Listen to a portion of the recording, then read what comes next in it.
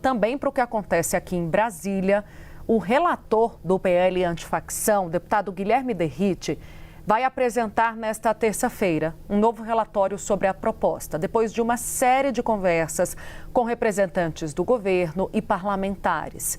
A expectativa na Câmara dos Deputados é que o relatório seja publicizado no período da tarde. Se houver acordo mínimo, já pode ser levado à votação no plenário nesta terça.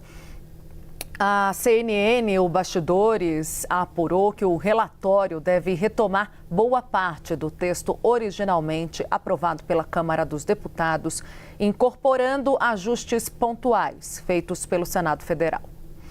Sob reserva, o que dizem os parlamentares e o próprio governo. Esse movimento já era esperado, até porque o recado foi repassado pelo presidente da Câmara, Hugo Motta, sinalizando a integrantes do governo que trabalharia para recompor o texto aprovado pelos deputados. Derrite teve uma reunião ontem por vídeo com o ministro da Justiça, Wellington César Lima e Silva, e com o secretário do Ministério da Justiça, Chico Lucas, para ouvir justamente quais são os pontos considerados cruciais pelo governo. Desde que o texto voltou à Câmara Federal, a Secretaria de Relações Institucionais tem defendido a manutenção do que foi aprovado pelo Senado. A ministra Gleisi Hoffmann chegou a pedir a Hugo Motta para não escalar novamente Guilherme Derrite na relatoria. Articuladores do governo entendem que, diante dessas conversas com o relator, a tendência é de que haja o avanço do relatório mais próximo da versão original da Casa. A gente preparou uma ilustração para você aí de casa entender quais foram as mudanças feitas pelo Senado Federal, qual foi a proposta inicialmente aprovada na Câmara. O que chega agora na Câmara dos Deputados é o texto aprovado pelo senador, relator da proposta no Senado, Alessandro Vieira. Primeiro, alterando a Lei de Organizações Criminosas, prevendo uma pena de 15 a 30 anos de prisão para aqueles que promoverem ou integrarem facções criminosas, uma pena que se soma a penalidades cometidas por outros delitos. Equipara a milícia armada e o garimpo ilegal à facção criminosa. Facilita a infiltração de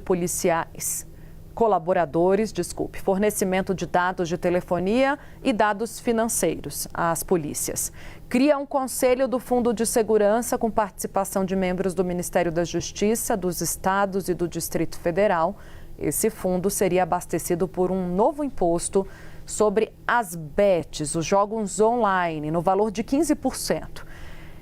E há também a previsão de isolamento de lideranças das facções nos presídios e criação de mais vagas nessas penitenciárias. Antes, o texto estava desse jeito. Veja o que foi aprovado pela Câmara dos Deputados. A criação de uma nova lei chamada de domínio social estruturado, que não está previsto no texto do Senado. Pena de 20 a 40 anos de prisão por controle territorial ou econômico de comunidades.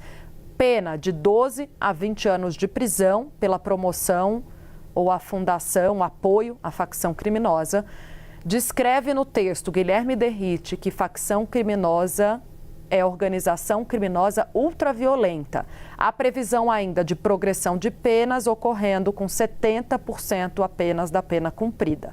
Há alguns pontos em comum que podem ser preservados, que foram conversados entre os dois relatores na Câmara e no Senado.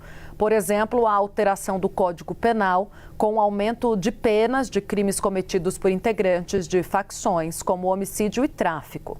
Bloqueio de bens e valores durante as investigações, o direcionamento de recursos das operações para o Fundo Nacional de Segurança Pública.